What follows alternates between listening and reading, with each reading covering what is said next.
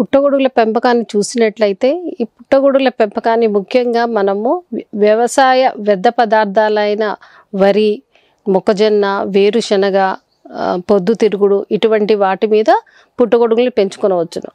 ముఖ్యంగా మనకి ఏంటంటే సాధారణంగా మనకి వరి గడ్డి ఎక్కువగా దొరుకుతుంది కాబట్టి దీన్ని ఆధారంగా అంటే సబ్స్ట్రేట్ పుట్టగొడుగులు కొనడానికి వాడే పదార్థాన్ని ఆధారము అంటాము.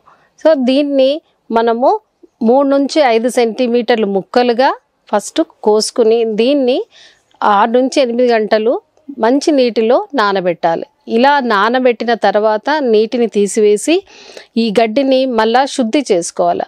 శుద్ధి చేసుకునే విధానాల్ని చూసినట్లయితే మనకి 3 రకాలు ఉన్నాయి: రసాయన పద్ధతి, వేడి నీటి పద్ధతి, ప్యాస్చరైజేషన్.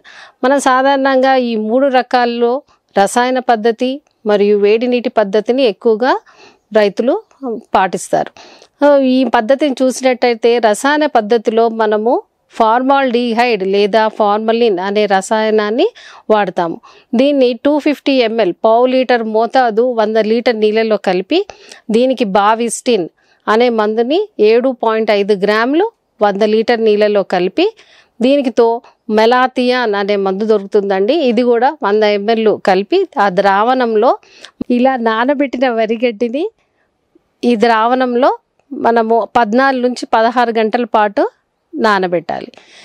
అలా ఈ నానబెట్టిన గడ్డిని తీసి ఆరబెట్టాలి. తర్వాత ఈ గడ్డి 65% తేమ ఉండేంత వరకు ఆరనిచ్చి దీనిని బెడ్స్ వేయటానికి ఉపయోగిస్తాము. అంతే కాకుండా వేడి నీటిలో కూడా శుద్ధి చేసుకోవచ్చును.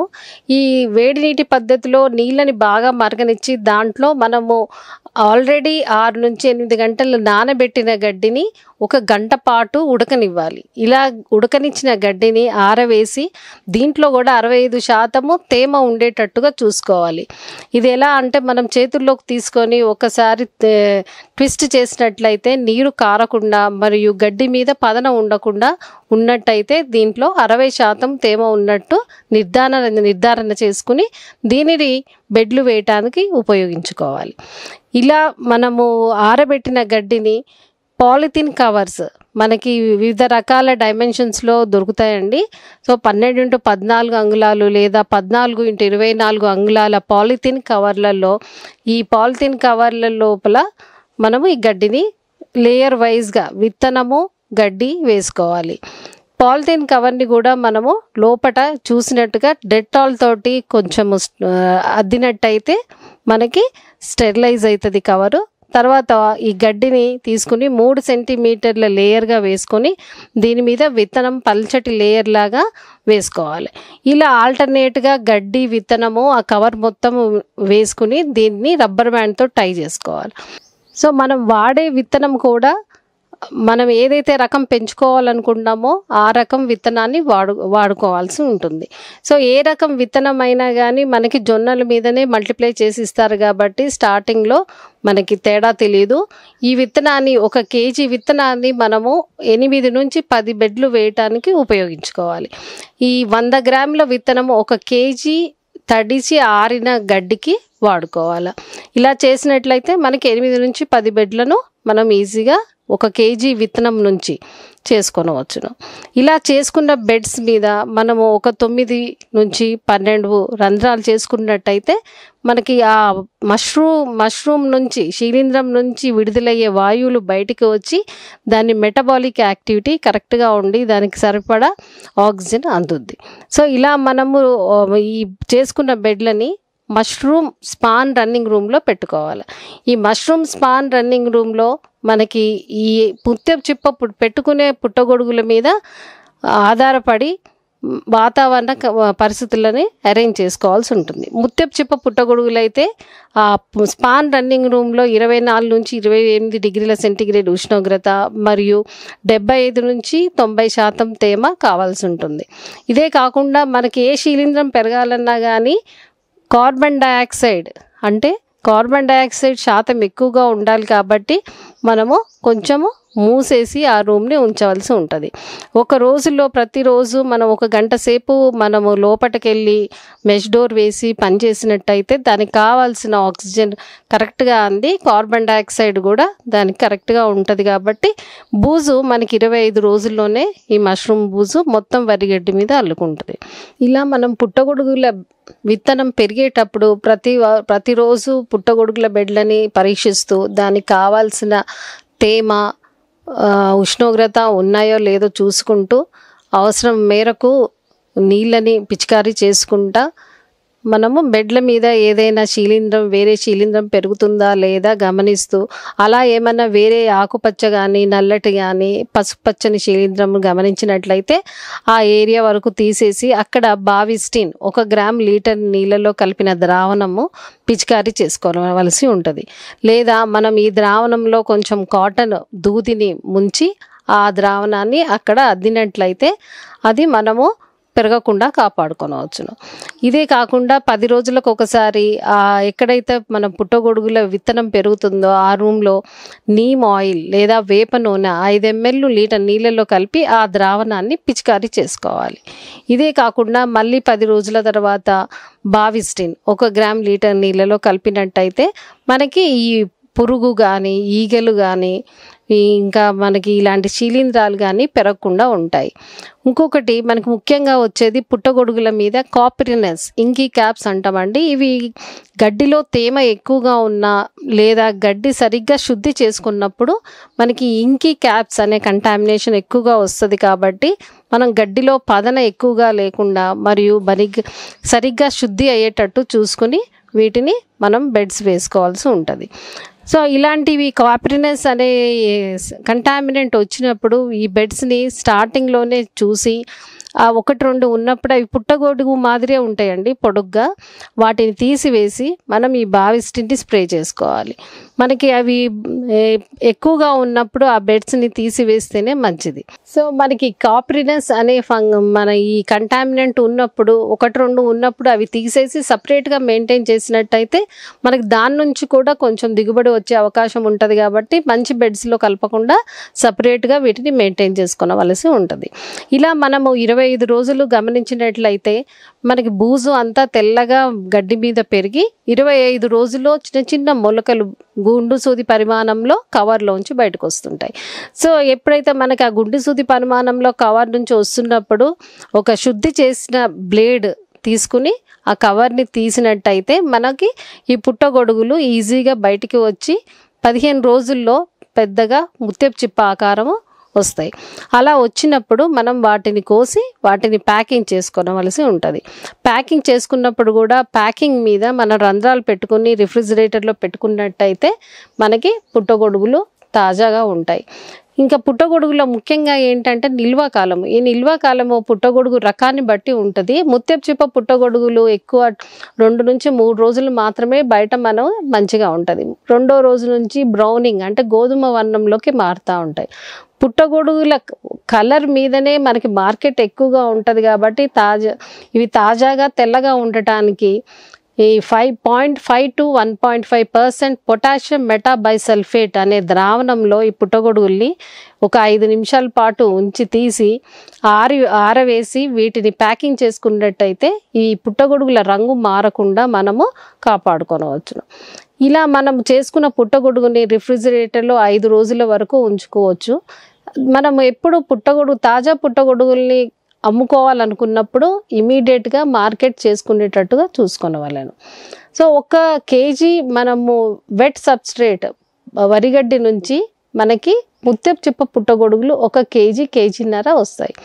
సో మనం చూసినట్టుగా 1 kg పుట్టగొడుగులు 150 నుంచి 250 వరకు పలుకుతాయండి. సో మనం ఒక బెడ్ మీద మీకు మ్యాక్సిమం వస్తే 40 నుంచి 50 రూపాయల ఖర్చు వస్తుంది. మనం ప్రాఫిట్ చూసుకున్నట్టయితే మనకి 3 వంతులు ప్రాఫిట్ వస్తుంది. కాబట్టి ఇది చాలా లాభదాయకం. ఇంట్లో ఉండే గృహిణులు, నిరుద్యోగ యువత వీళ్ళెవరైనా కానీ ఈ కల్టివేషన్ చేపట్టవచ్చు. ఇప్పుడు ఉన్న రకాలలో ముత్యపు చిప్ప పుట్టగొడుగులే కాకుండా పాల పుట్టగొడుగులు బాగా ప్రాచుర్యంలోకి వస్తున్నాయి. ఇవి మన భారతదేశంలోని వెస్ట్ బెంగాల్లో వీటిని కనుగొని వీటిని చాలా మొత్తంలో మల్టిప్లై చేసి అమ్ముతున్నారు.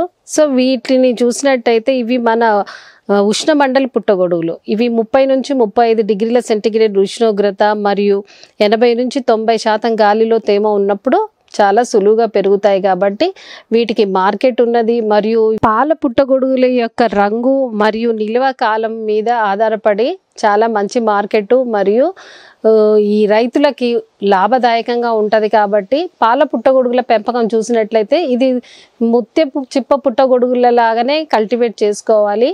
కాకపోతే 30 రోజుల తర్వాత విత్తనం మీద బూజు మొత్తం పెరిగిన తర్వాత దీంట్లో కేసింగ్ అనే ఆపరేషన్ చేస్తాము. కేసింగ్ అనే ప్రక్రియ ఏం లేదు, శుద్ధి చేసిన మట్టిని కాల్షియం కార్బోనేట్ అంటే చాక్ పౌడర్ 20 గ్రాములు కేజీకి కలిపి దీన్ని ఒక 3 సెంటీమీటర్ల ఎత్తు అప్లై చేసుకోవాలి.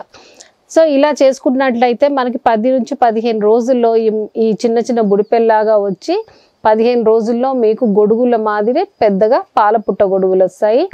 ఈ పుట్టగొడుగు యొక్క క్యాప్ పైలియస్ 6 నుంచి 7 సెంటీమీటర్ల వైశాల్యం ఉన్నప్పుడు దీన్ని కోసి దీన్ని మనం మార్కెట్ చేసుకోవలసింది.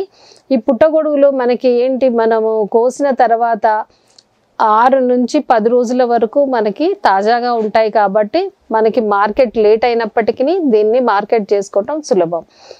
కేసింగ్ చేసిన తర్వాత మనం పెట్టే రూములో ఉష్ణోగ్రత 35 నుంచి 35 డిగ్రీల సెంటీగ్రేడ్. కేసింగ్ చేసిన తర్వాత పాల పుట్టగొడుగుల బెడ్లని పెట్టే క్రాపింగ్ రూమ్లో ఉష్ణోగ్రత 30 నుంచి 35 డిగ్రీల సెంటీగ్రేడ్ ఉష్ణోగ్రత మరియు గాలిలో తేమ 80 నుంచి 90% ఉండేటట్టు చూసుకోవాలి. ఈ మనం రోజు బెడ్లని మానిటర్ చేసుకుంటా వేరే శిలీంధ్రాలు లేకుండా వీటిని చూసుకున్నట్టయితే ఇవి చాలా హెల్తీగా పెరుగుతాయి.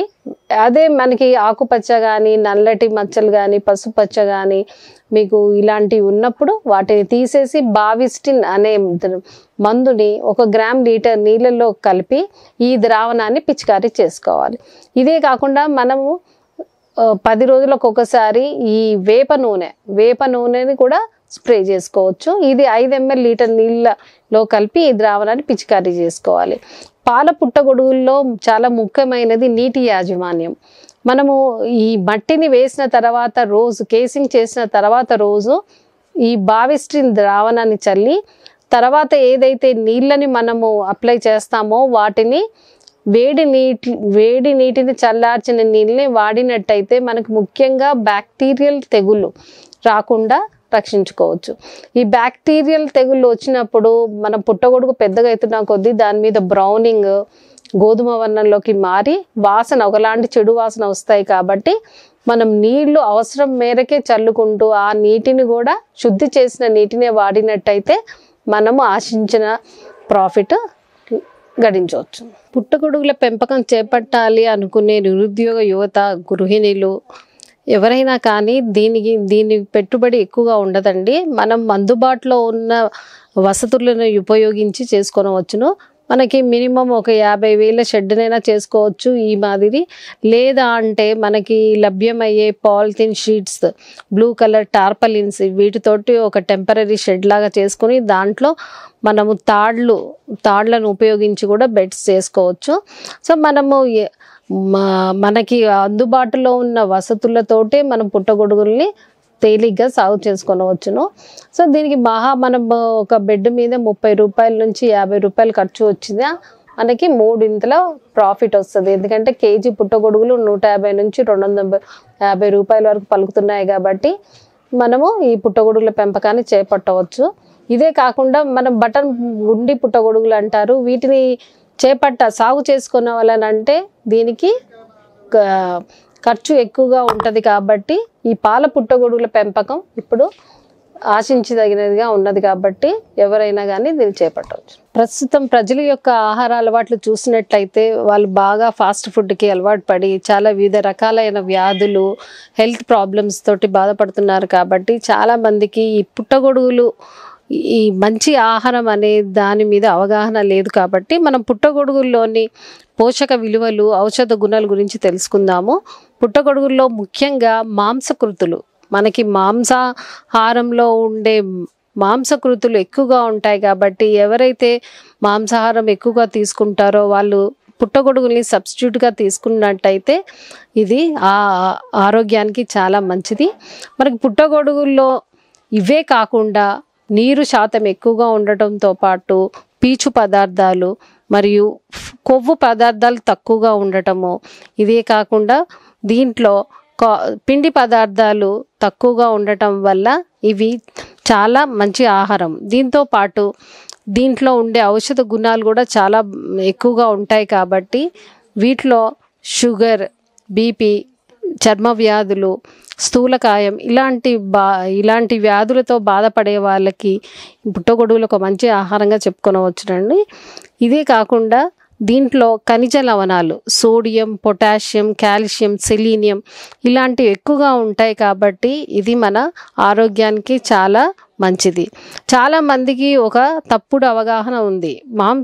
పుట్టగొడుగులు మాంసము అని అనుకుంటారు, కానీ ఇది పూర్తి శాకాహార ఆహారము. సో ఇవే కాకుండా మనకి పుట్టగొడుగుల్లో వేరే కూరగాయల్లో లభించని విటమిన్ బి, విటమిన్ డి ఎక్కువగా ఉంటుంది. విటమిన్ B12 ఎక్కువగా ఉండటం వల్ల ఇది క్యాన్సర్ పేషెంట్స్కి చాలా మంచి ఆహారంగా చెప్పుకొనవచ్చును. దీంట్లో ఇవే కాకుండా ప్యాంటథెనిక్ యాసిడ్, నియాసిన్ అనే అమైనో యాసిడ్స్ ఇవి కూడా చాలా పుష్కలంగా లభిస్తాయి కాబట్టి మన కూరగాయలకి దీటుగా మష్రూమ్స్ చాలా మంచి ఆహారంగా చెప్పుకొనవచ్చును.